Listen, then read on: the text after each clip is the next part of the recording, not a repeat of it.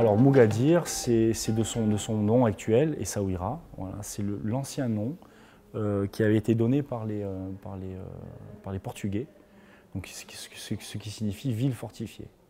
Voilà.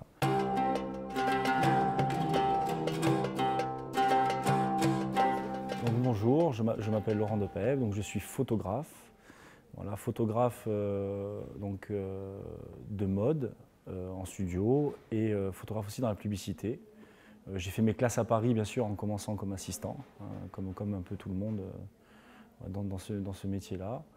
Et j'ai très vite porté un intérêt pour le portrait, la mise en scène, dont j'en ai fait une partie de ma spécialité photographique. Alors c'est souvent pendant mes voyages, mes road trips, parce que j'aime bien travailler avec l'instinct, beaucoup d'instinct. Je me laisse porter voilà, par le vent, par des scènes de vie, des odeurs.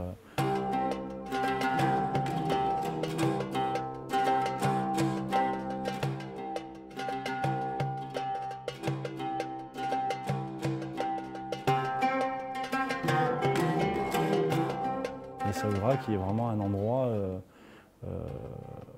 incroyable. Je sais pas comment. J'étais très vite pris et séduit par l'ambiance, par les odeurs, par le bruit qu'il y avait, et puis cette entente qu'il y a entre le monde animal et le monde des humains. C'est un brouhaha incessant. Il y a ces goélands, ces mouettes tout le temps au-dessus de nos têtes. Et qui viennent parce que bon, comme les pêcheurs vident les poissons, là, donc du coup ils viennent manger vraiment les restes. Donc si tu veux, c'est comme s'il y avait vraiment une corrélation, voilà, se dire voilà bon tiens toi tu es là, tu es là, moi je suis ici et puis je te donne, enfin au final on partage la vie ensemble. Donc c'est incroyable, c'est assez mystique aussi.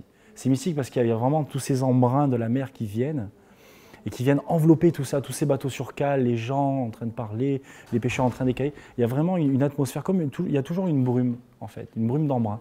Et c'est assez mystique, il se dégage quelque chose d'assez mystique de cet endroit.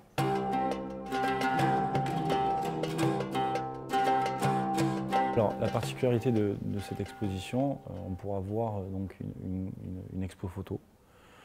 Et donc ces photos ont été réutilisées pour monter un roman photo d'anticipation.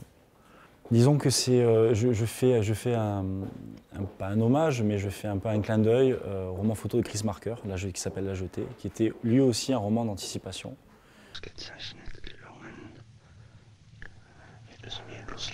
Le 30e jour, la rencontre a lieu.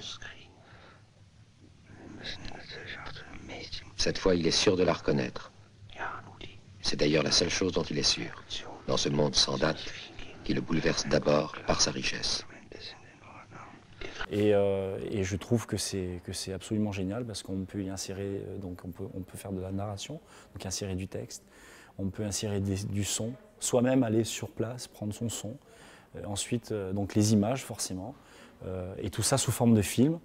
Mais ce format-là m'intéressait vraiment, et c'est pour ça que je me suis vraiment exercé à faire ce roman pour simplement vouloir créer quelque chose de nouveau que j'avais jamais fait encore.